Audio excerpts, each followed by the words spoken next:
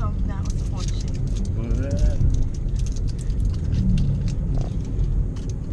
Pero mga dun lang ang number.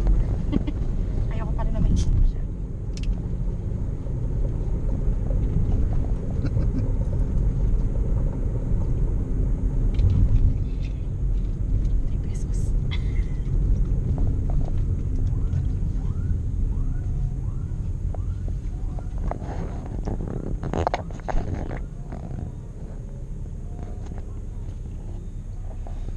Sing-sing.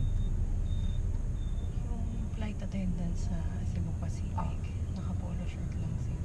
Tapos naka-painting lang na pencil. Pero magaganda sila. Siyempre, hindi na sila tatanggap. Pero hindi sila mga katangkatan.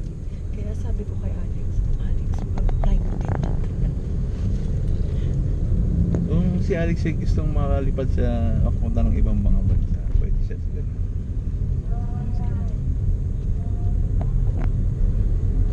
Alam mo ko si Lisa, yung anak niya si Ningning, na Meron, yung bababoy.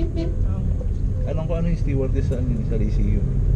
Eh, mas pinili niya yung business nila. Nag-ano dati yun.